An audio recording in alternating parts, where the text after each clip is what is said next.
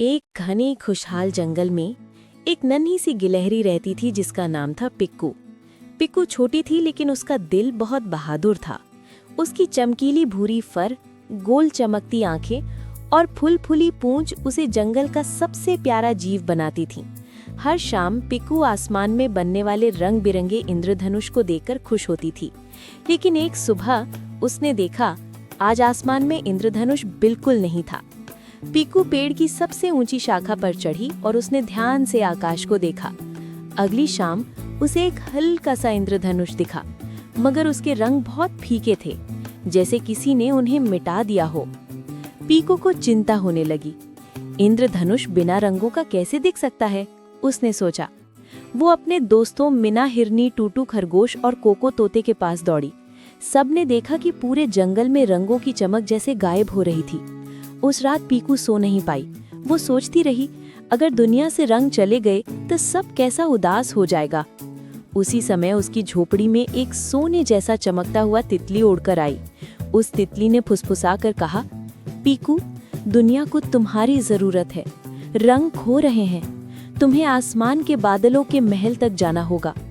और सिर्फ एक पल में तितली ने जादुई रोशनी उड़ेली और पिक्कू धीरे धीरे आसमान की तरफ उड़ने लगी। पिक्कू एक चमकीले चांदी जैसे बादल पर उतरी। उसके आसपास बादल सीढ़ियों की तरह ऊपर की ओर बनते जा रहे थे। उसे रास्ते में अजीब मगर प्यारे जीव दिखे, तारों जैसे खरगोश, हवा के पक्षी, चांद जैसी मछलियां। सब उदास थे। एक तारा खरगोश बोला, वर्षा देव गायब हो गए हैं, रंगों को मिलाने वाला कोई नहीं है। जब पिक्कू बादलों के महल के अंदर पहुंची तो उसने बीच में पिक्कू लाल रंग में तुलिका डुबोकर पहले बादल पर कूदी। आसमान में खूबसूरत लाल लकीर चमक उठी। फिर उसने पीला रंग भरा। आसमान जैसे सूरज की गर्माहट से भर गया। हरे रंग ने जंगल में नई जान भर दी। नीला रंग शांति लेकर आया। बैंगनी ने जादू फैला दिया। लेकिन अचानक आसमान में हलचल हुई। एक बहुत बड़ा डरावना काला साया बादल गरजते हुए सामने आ गया। मैं हूँ साया मेघ, मेरे बिना दुनिया संतुलित नहीं, वो बोला। पिक्कू डरी नहीं। उसने कहा, सही है, पर अंधेरा आशा को खत्म नहीं कर सकता। इंद्रधनुष उम्मीद देता है। साया मेघ ने बिजली चलाई, पर पिक्कू ने तुलिका को ढाल की तरह उठाया। रंगों की चमक साया को छू गई और वो नरम पड़ गया। साया मेघ बोला, मैं भी दिखना चाहता था। पिक्कू मुस्कुराई, तो इंद्रधनुष का हिस्सा बन जा। जैसे ही पिक्कू ने आखिरी स्ट्रोक किया, आसमान जगमगा उठा। एक बहुत बड़ा, सबसे चमकीला इंद्रधनुष आसमान से धरती तक फैल गया।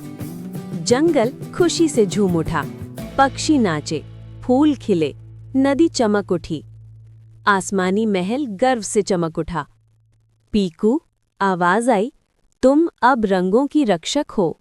पिक्कू वापस जंगल में उतरी तो मीना, टूटू और कोको उसकी तरफ दौड़े। पिक्कू, तुमने कर दिखाया, सबने कहा। आसमान में चमकता इंद्रधनुष जैसे उसकी जीत का झंडा था। उस दिन से जब भी कोई इंद्रधनुष देखता, धीरे से कहता, इसे एक छोटी बहादुर गिलहरी ने रंगा है।